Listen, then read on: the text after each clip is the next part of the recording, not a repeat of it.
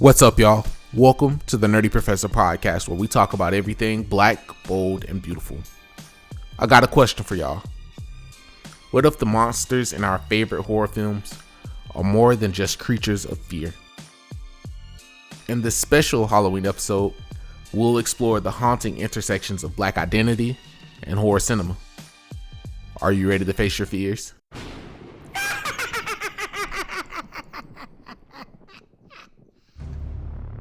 To understand the modern landscape of horror films and their portrayal of black identity, we first need to look back at the historical context of the genre.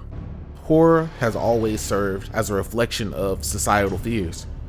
In the early 20th century, these fears were often steeped in racial anxieties that influenced how black characters were depicted on screen. One of the most infamous examples is D.W. Griffith's The Birth of a Nation.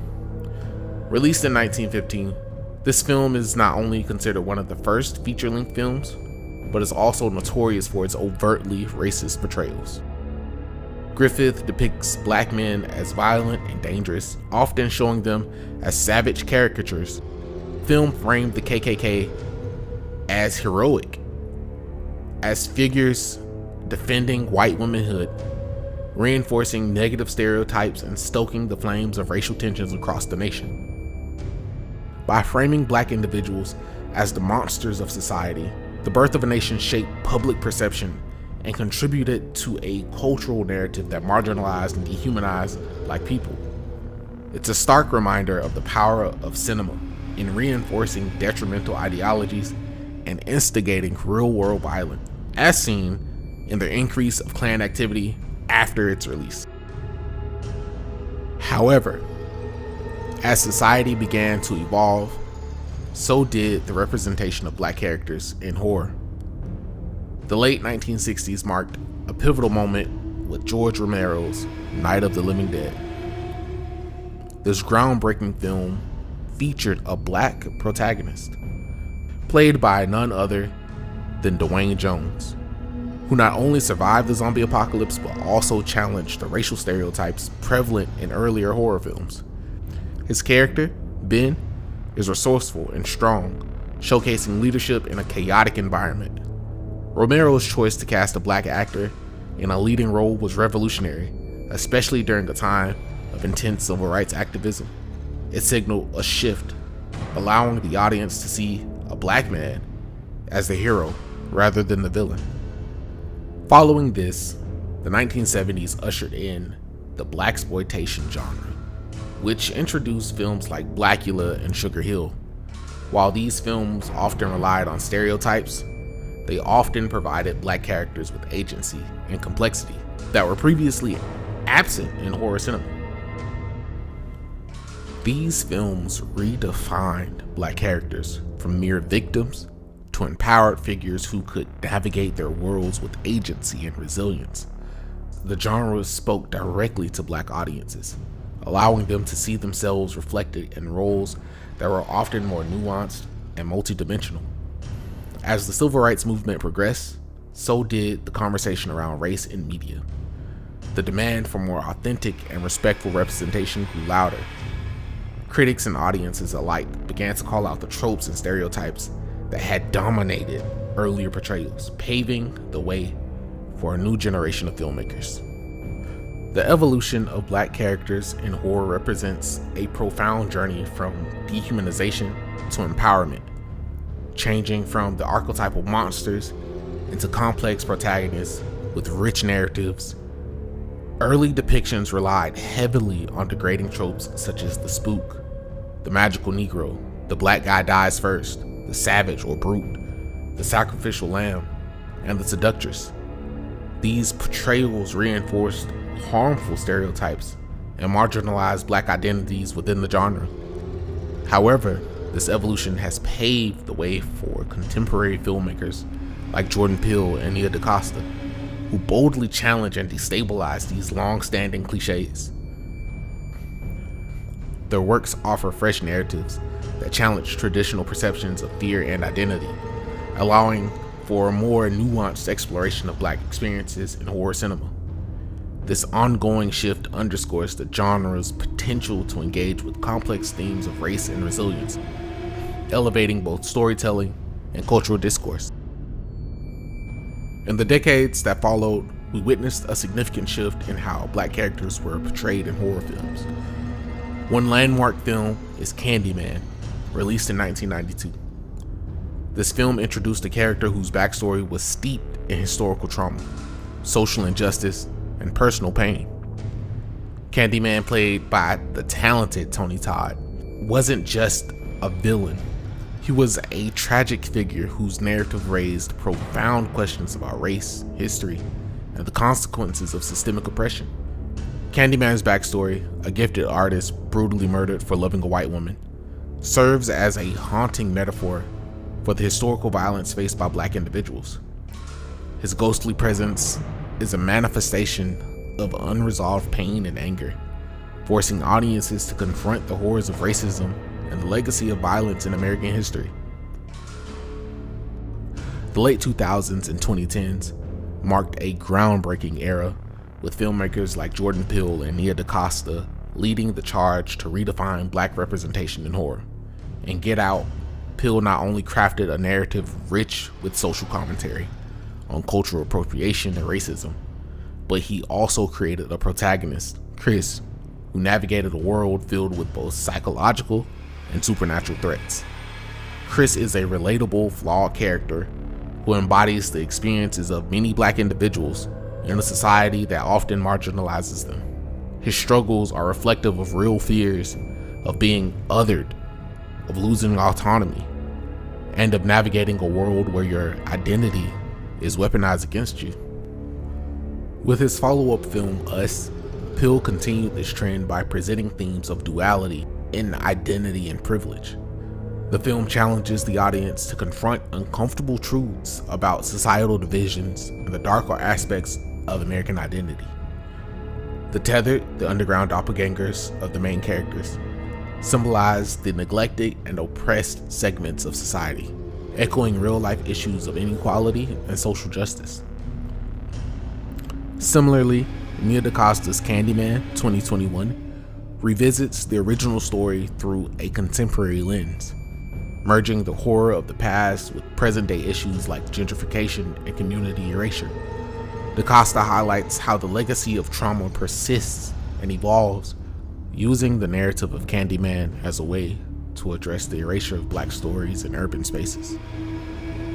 This film emphasizes the importance of remembering history, as the horror is not just in the supernatural, but in the systemic forces that continue to oppress marginalized communities.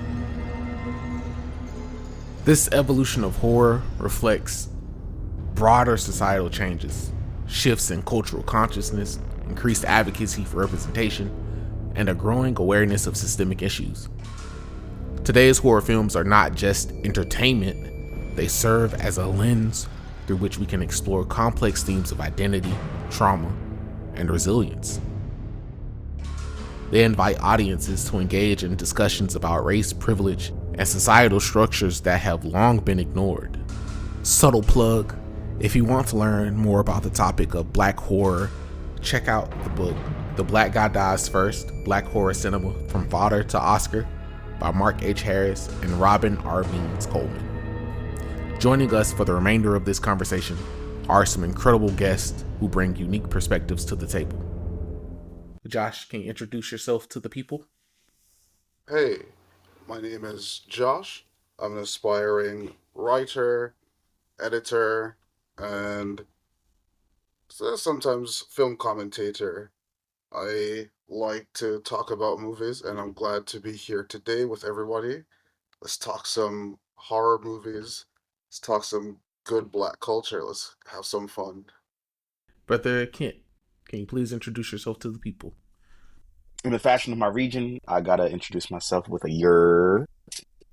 Um, I am I am Kent. I am a pro black movie lover, anime lover, gamer, etc., and also a fellow creative. Um, I love talking about these things with these fellow nerds, so I'm excited. Let's get into it. Glad to have you. Glad to have you. Denisha, can you please introduce yourself? Hi everyone, my name is Denisha, and I'm an emerging filmmaker, writer, producer, and I love all things film. I love all things Black people, so I'm really excited to have this conversation with you guys. Glad to have you. Glad to have you. So, first question I have for you all are what are some examples of monsters representing cultural fears and traumas, like zombies or vampires? Well, I mean, monsters representing cultural fears. We can you can go real broad or real specific with something like that, because for a lot of black people, you can think of something as specific as the police, or you can go like real broad or universal and talk about something like the dark. Just their fear is so cultural and it shifts between eras that you can define it with anything going on at any given time, really. Yeah, I would add on to that and just say like, we're talking Black culture, Black community, and of course it's not a one size fit all, but a large part of that community um will say like, hey, I don't play with demons. Like I don't play with demons. I'm not playing with nothing that can jump through walls and go bump in the night and I can't see it, or if I do see it, it'll basically give me a heart attack. Like, I agree with Yeah. Josh. Like, we could say police, but we could also be like demons, right? Like anything from the Conjuring universe, anything from, and not necessarily specifically just demons, but like spirits in general. So I want to even wager and venture into saying like something like Candyman, right? Or Mothman is a spirit, because it's not necessarily this tangible being that's doing something um like Buddy from Scream. Like this is you say his name 5 times in the mirror, he appears, he haunts you, like the boogeyman even. Just the intangibles, right? Because I think there's like this whole thing of, oh, we don't do that, right? Like, oh, Yeah. playing with a Ouija board, oh, we don't do that. That's another group altogether. We don't do that. So, That's true. I think, and there's that innate, if not fear, just like strong enough reservation to never touch it, um, within a large part of the Black community. There was a movie that my wife and I was watching by who it had one of the Wayans in it, like a haunted house movie, and within the first 30 minutes they were playing with the Ouija board and we turned it off expeditiously because Black people don't mess with Ouija boards at all. And for the most part, yeah. God, that's so true. That's so funny. Growing up in Jamaica, we used to call it obio, where you stay away from anything like that, any of that kind of stuff. Facts. Mm. Yeah, it makes me think of like with Black people, we don't do like the unknown. Like we want to do things that we're familiar with, and I think that's also why like Jordan Peele's films resonate so much with the Black community because like white supremacy is it's still something that we don't like we're aware of, but it's rules that were not created for us to necessarily like follow. So I think like when it comes to monsters, um, and stuff like Mm. that, again, it's the unknown, it's the scary, it's the making up your own rules. It's also like not being seen or heard or revered or having or just having like a place in that world kind of thing. Mm. That's what comes to my mind. Define we and why don't Black people feel comfortable with the demon stuff? Like, why don't we do that? I personally think it's creepy. I like paranormal activity movies, but it's not for me. I refuse to go into a haunted house or anything of the sort. I feel like, the world could be scary, and then it's like you're introducing like these spirits. And again, you don't know their language because even when I was younger, I was in a very predominantly white town, and I didn't know anything about religion. I didn't know really anything about God or demons or angels or whatever. But I remember going to Mhm. this sleepover, and I was the only black girl, and these non-black girls pulled out a Ouija board. And Oh, that it was like sounds. ancestrally, I was just like, no, put it away. What do we, I will walk home. And yeah, I don't know. I just feel like, I don't know. It like lacks order. I don't know. I don't know what it is. Yeah, I don't know. It doesn't feel like tangible, I think. Like if someone were to like slap you in the face, you can slap them back. But with like a demon or a Mhm. spirit, you don't know what types of games they're playing. Mhm. The ancestors are pulling you back from that.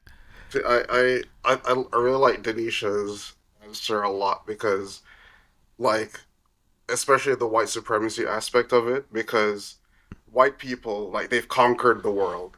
This is their world, and we're just living in it, trying to get by, right? Mhm. So they have to find new things to give them those thrills, give them those scares.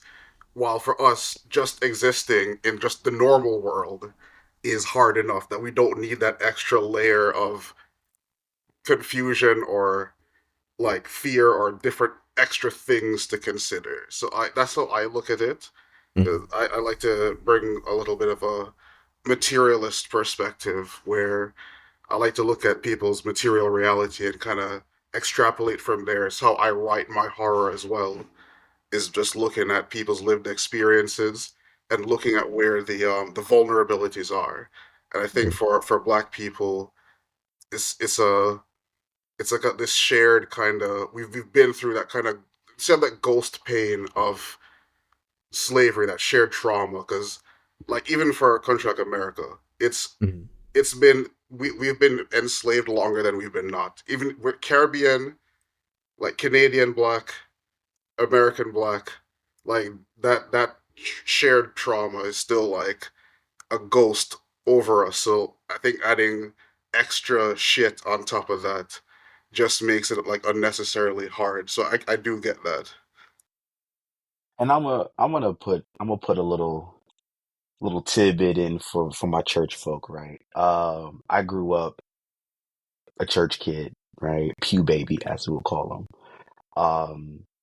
And again, a large part of the Black community also are very like religious, right? Like either they're very religious, very spiritual, whatever. And I know people who have religious people in their families, right? They themselves may not go to church, but like grandma went to church, mom went to church, auntie, whatever, right? And I mean, I'm talking like true YNs, true niggas of the street, right? And they will tell you like, nah, I'm not rocking with that.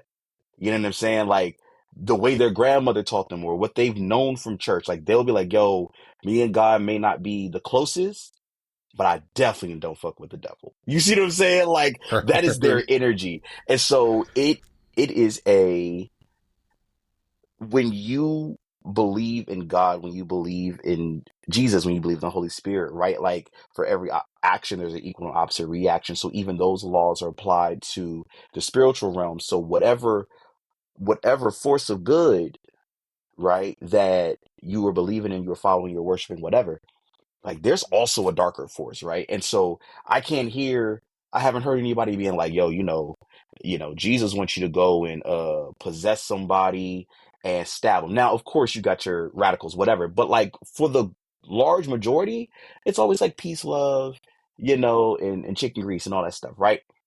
But you got the devil being like, hey, Slim, like let's think back on, so since we're talking about movies, right, and we're not talking about personal experiences, we're talking about movies, just talking about movies.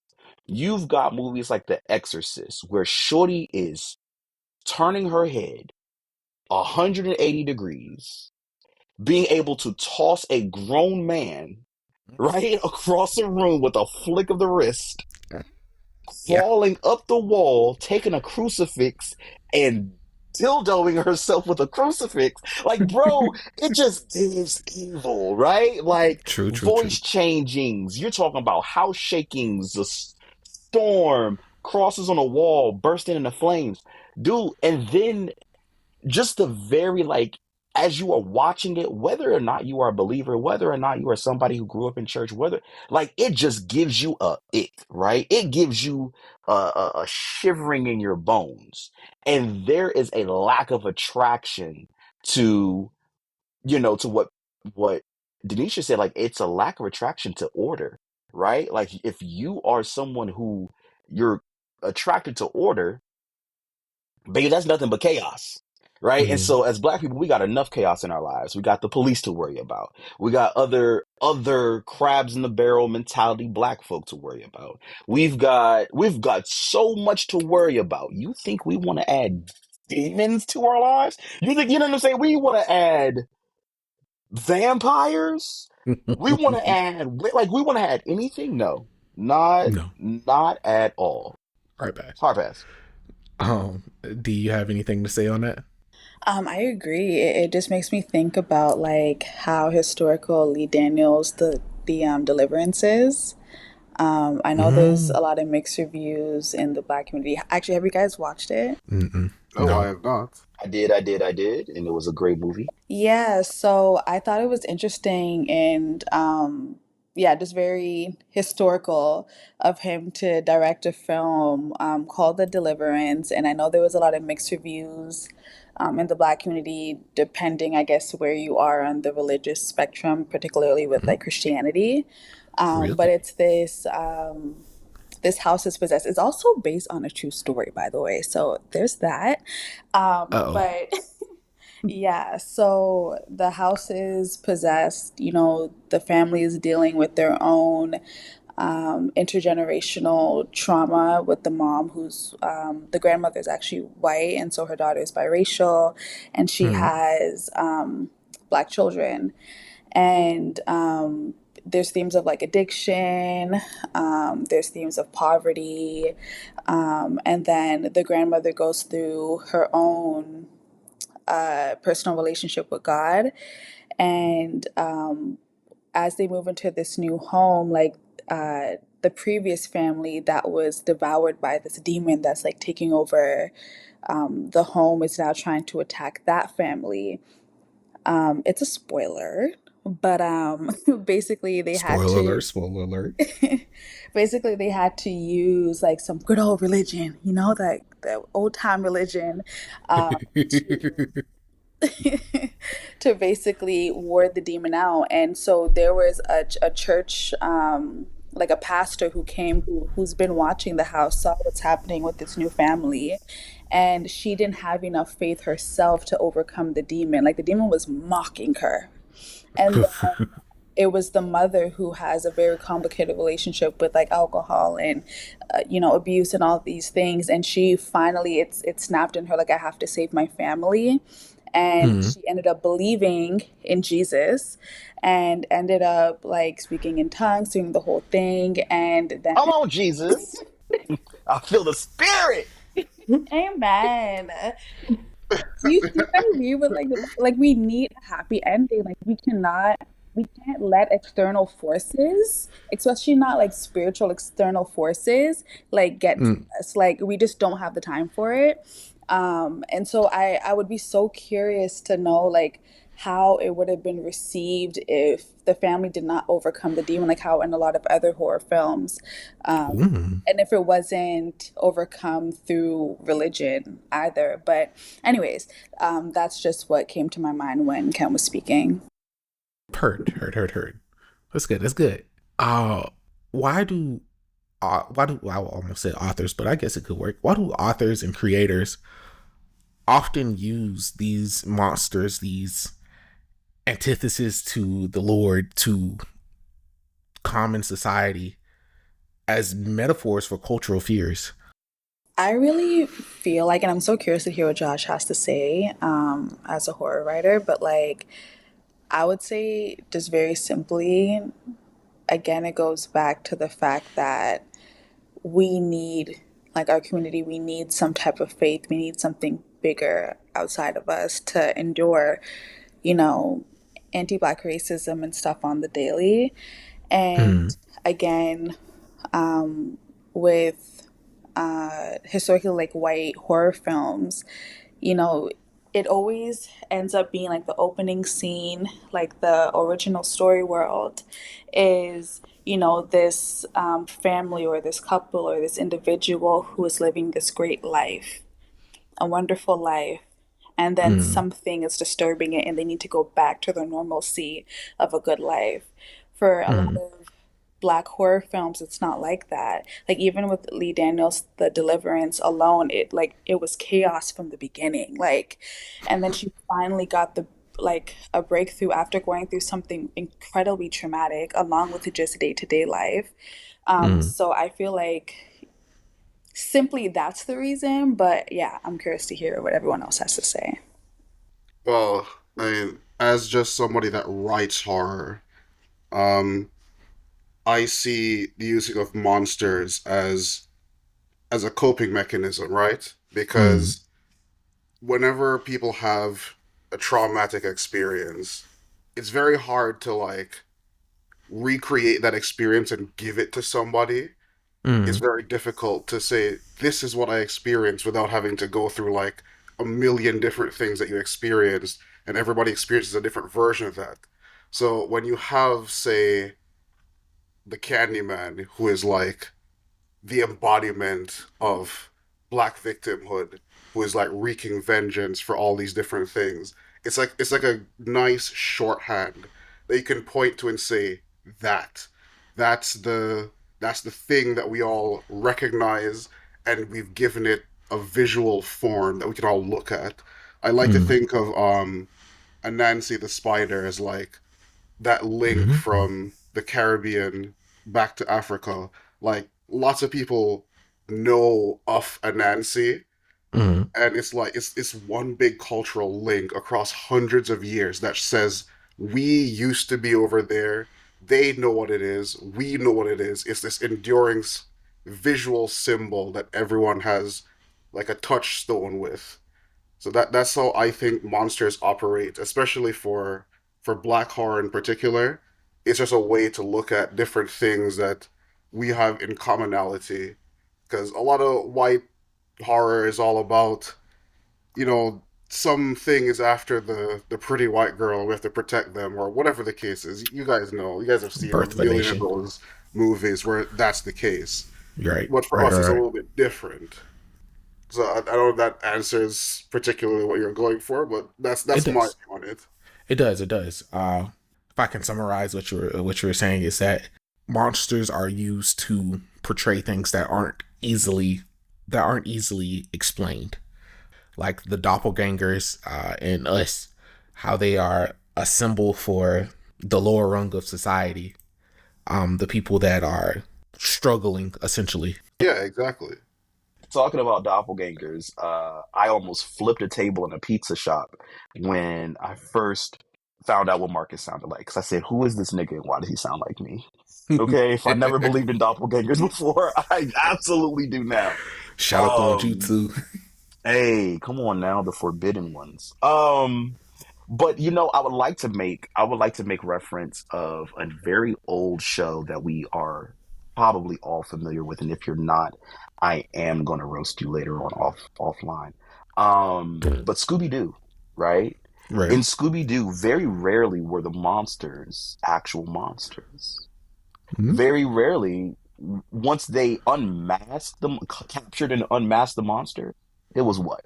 The shop owner from down the street, the mayor, the business owner from, you know what I mean? And True, quite true, true. frankly, that is the only way to kind of call out the people that are at least on this plane, right? The mortal plane, call out Mm-hmm. the real monsters on this plane of existence. Because again, and we all know this to be true, the Klan and the police cannot exist in the same place, right? Boo. Under those white sheets, Ooh. under those white sheets are the very people that swear to serve and protect more often than not. They're your shop owners, your business owners, the guy on the board of the education, the city clerk, the town mayor, all they're under the sheets, right? So why do these producers and these writers and film creators and show creators make monsters that are supposed to be representative of something that we are dealing with? Because that is what we are dealing with. Those are the monsters, right? I have to deal with that that person of an elected body, right? Who made sure they were the swing vote to rezone my city so that the children in my community can't go to the nice school, right? But the children in his community can, right? That's a real monster. They do that. That's a good point. Marcus, That's would you like my point. soapbox now?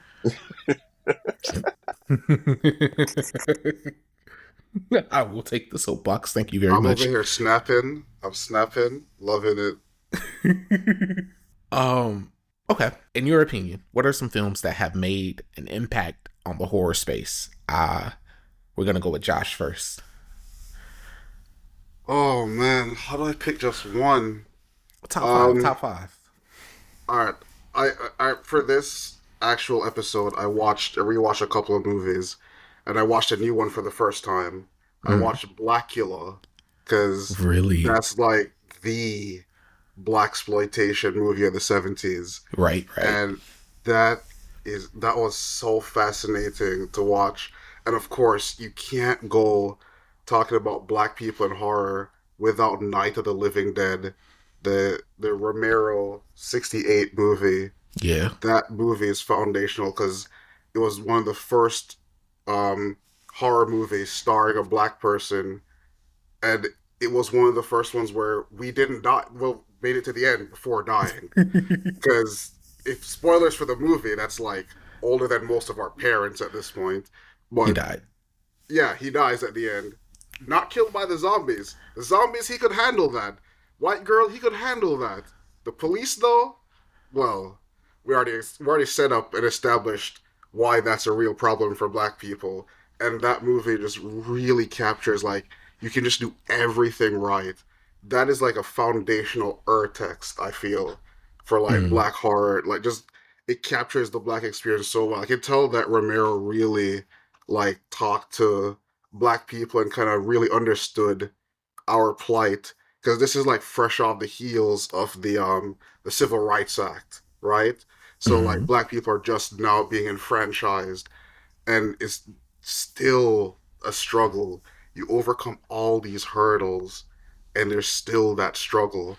And Blackula, where black people are we're finally allowed to make our own movies, tell our own horror stories, and like we just take Dracula and kind of put it with that voodoo spin and give it like that kind of black '70s like mix. I'm telling you, watch this movie just for the fashion alone. Blackula, Like, yes. yo, the fashion in that goes so hard. We need like a disco revival yesterday.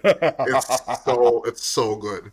I don't want to like ramble on too much because other people need to speak, but like You good, bro? this movie is so real. It's so twisted up with like black trauma and trying to make sense of like our relationship with each other, our relationship to like the wider community in North America and our place in it, and like celebrating African history and like trying to build something and move forward. There's like so many things happening. It's such a good movie. So like as far as like black horror movies go, like you can talk about Jordan Peele and I can talk about Jordan Peele for I have talked about Jordan Peele for hours and I can do so again. That's a threat.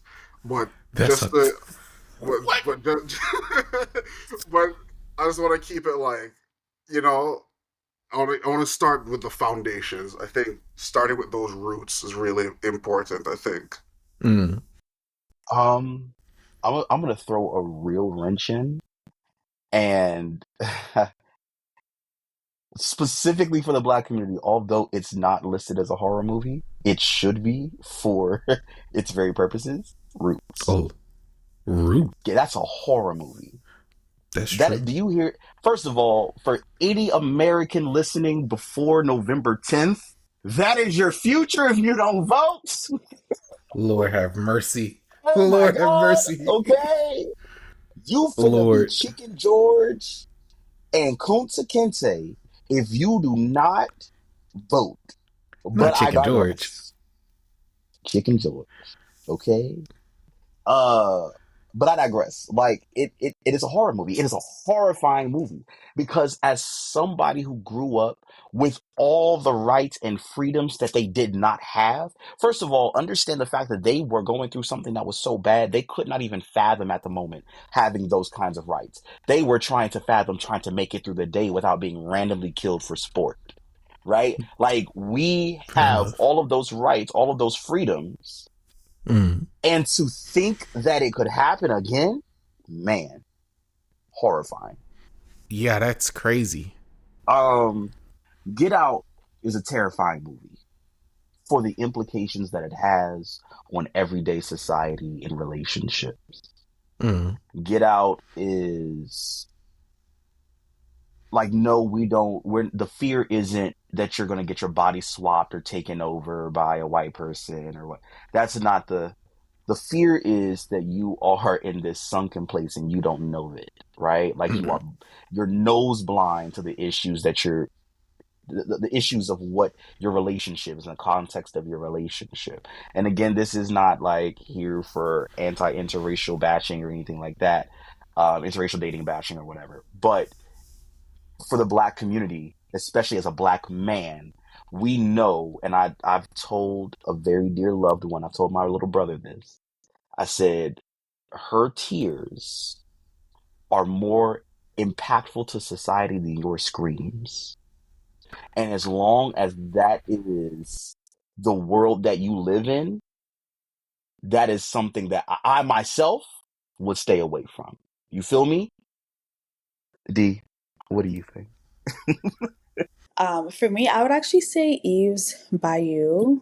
I studied Mm. that in school, and it was from like a feminist perspective.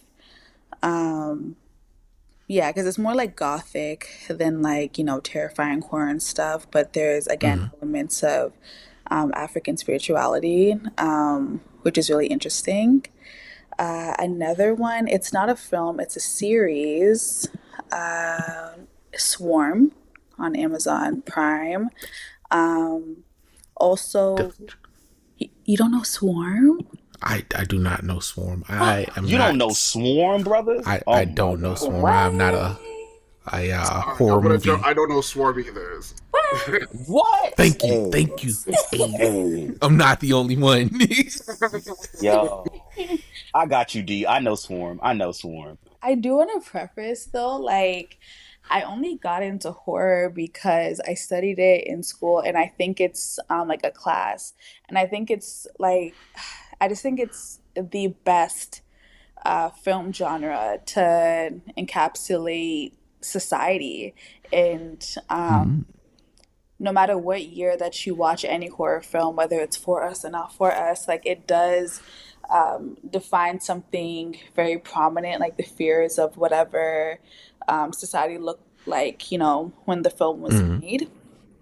However, a lot of my answers are going to be very contemporary because that's when I got into it. And also, side note, I am terrified by horror films. Yeah, I am.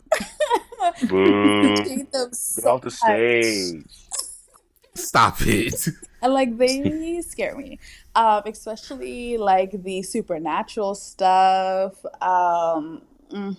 Yeah, it just doesn't, yeah. But I appreciate them so much because like I just think it's amazing. Like this mystery, it kind of gives like a who done it kind of vibe as well. It makes you think introspectively. I was watching, so I'm going on a tangent, but I was watching to prepare for this conversation, this girl's her take on like horror films and black horror and stuff.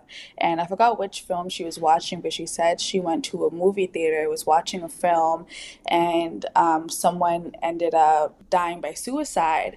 And she said that like although she knew those themes were going to come up, she didn't realize like how much it took her aback by like just sitting and watching it in a like in a horror setting. Mm. So yeah, I don't know. It's just I think it does a really good job of like introspection, but also like highly critiquing society. But anyways, let me answer the question. Um, You good, you good. them on Amazon Prime as well. Come on now. Let's go. Okay. Also haven't seen that. Yeah, no, them is so good. Like yum yum yum yum. Like just creme de la creme. Like it's so good, especially um this most recent season. Um Mm-hmm. and I think honestly it is outside of Jordan Peele, and only because I find Get Out to be very disturbing.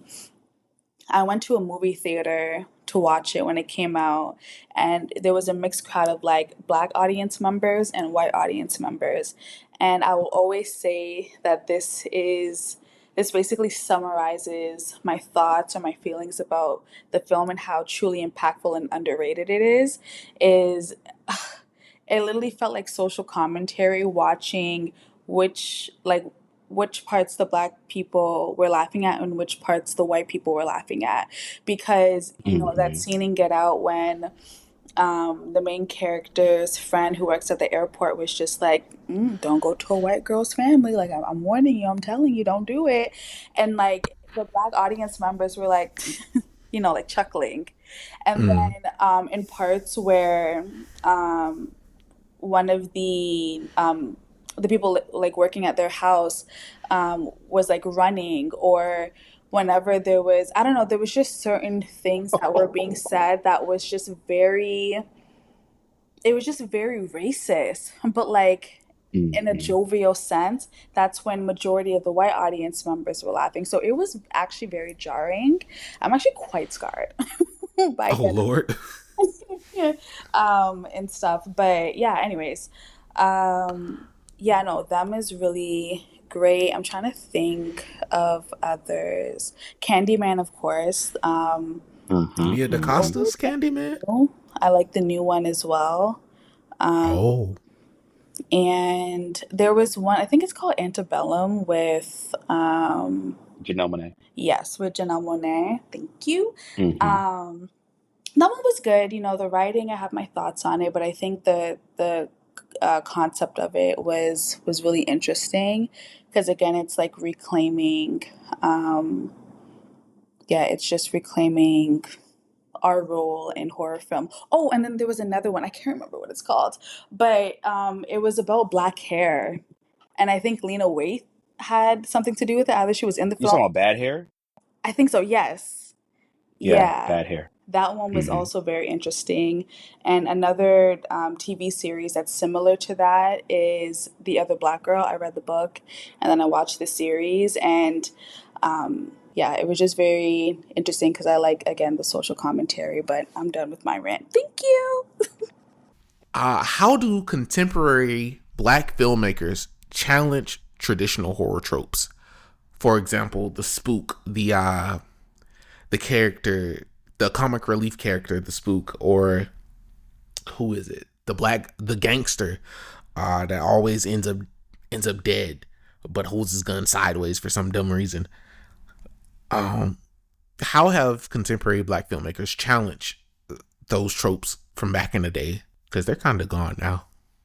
I put in my notes that, white supremacy is the devil that births demonic behavior through racism. So I feel like Bars. black Mm. filmmakers then they show us who the real monster is, and it's not Mm. us. And if we have those, and I'm not saying that any person is the monster, but the system is that then creates its associates. Mm. So um and so yeah, so that's how yeah, again, with like Jordan Peele, like we can't stop talking about him enough. But and it's so fascinating that he comes from a comedy background, because it makes sense, because I feel like comedy and horror go hand in hand, They do. For sure. because they're both so absurd. So yeah. But yeah, again, it's like it's also validating the experiences of the black community, which we never got, because again, with the, I think during the antebellum, like around the transatlantic slave trade, I think the stereotype was like the Sambo or something, or I think Mm. that's who the goofy black man was. And then you see that again still in horror. Um, and and yeah, I would just say again, it's like giving us storylines because then again, even as Black people were becoming more present in horror films, although they were still killing us off, they were also killing us off at a time before the audience could even connect with the Black characters, which also goes back to like our mainstream media, where if you hear someone who has become a victim of the system, it's very rare that we get the full picture of their life and their humanity. So I think it goes hand in hand. And then again, summing it back up and just repeating myself that, the Black filmmakers give us a chance to have our voice to be heard and our concerns to be seen. And then also Mm. gives us a chance to like fight back. Yeah, I remember, before answering your question, I remember once having to tell a coworker of mine who was um, an Uncle Tom himself, right? Lord. And he was like, "Oh man, it's the system though. It's the system. So I just gotta play the system." I said, "Look, player, you can always blame the puppet master, but when a puppet holds a pair of scissors, sometimes you have to question the strings it chooses to cut. You know, and Bars. if you're not releasing yourself from that system, from your given place in the system, and making your own, that's not necessarily having your own path, right? Like, I'm not telling you, well, you got to be an entrepreneur, you can't work for the man, but it's like you don't have to be the Uncle Tom. But I digress. Much to that was just more so to Dee's commentary. Um, but I do think that oftentimes when we were watching horror movies before and they weren't Black filmmakers, the and this is more of an anime reference, but like the Black character was cannon fodder, right? Like the Black character was fodder. They were used to show that the monster was catching up, or you know, there was the Black guy who was like, "You guys go, I'll take him," Oh yeah, because the he was big some bad, the football big bad. jock. Right, and he was like, yeah, so he was supposed to be the quote strongest character, the most durable character, right? And so, in a feat of strength or a test of strength, the monster overtakes the Black guy.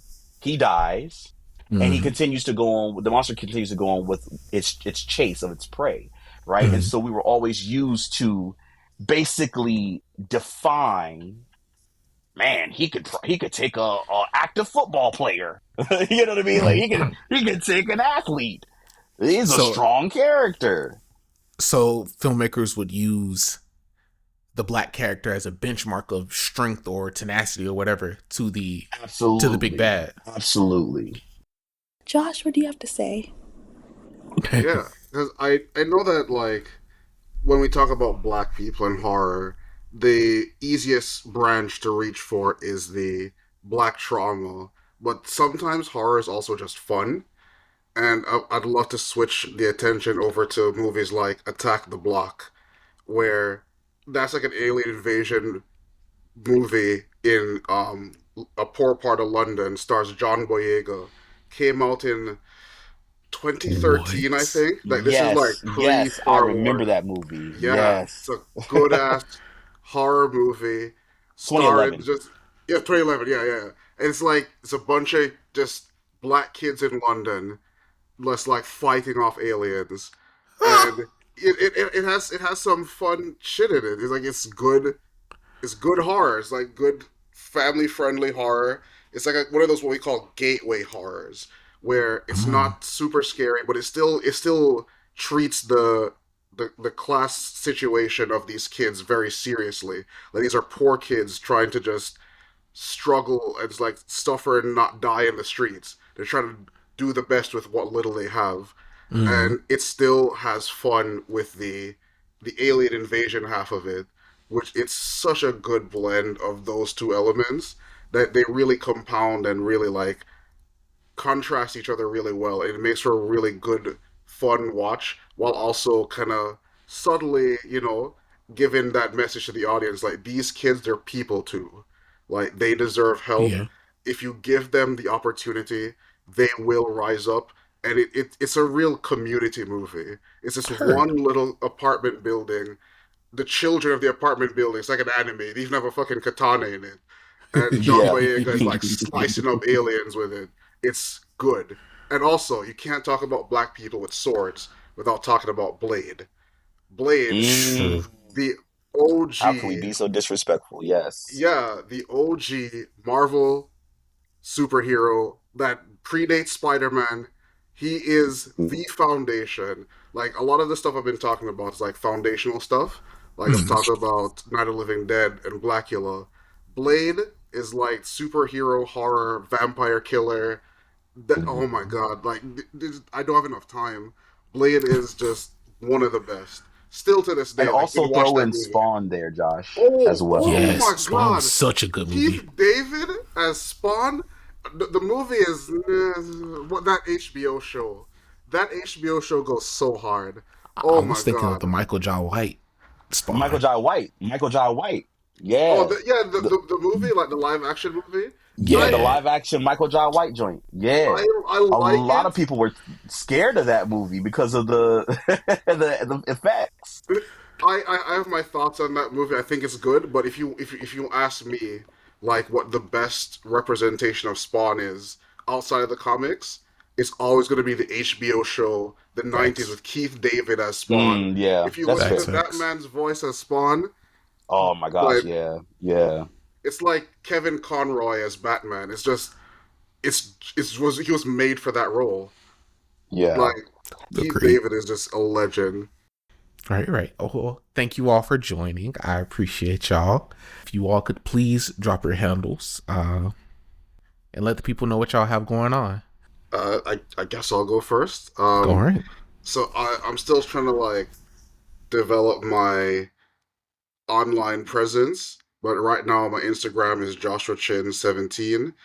Right now I'm working. I just actually pitched. I entered a pitch competition and pitched my queer horror short film called Dentata.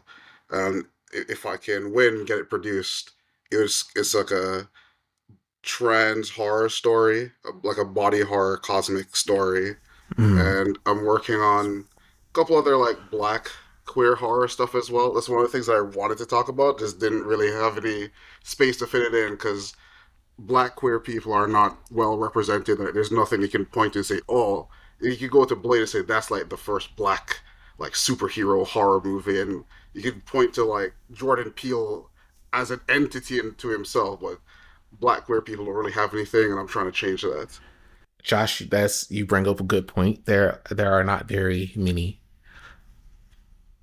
at least to common knowledge, queer horror firsts, and that does need to change. Denisha, please let the people know your handle and what you got going on.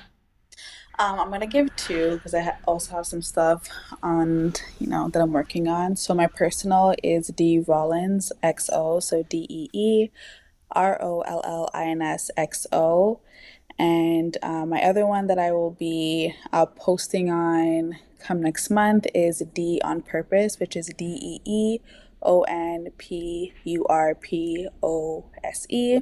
And that's where I'll be talking about all things being an emerging filmmaker, honoring your creativity, and of course, dissecting Black culture in Black films.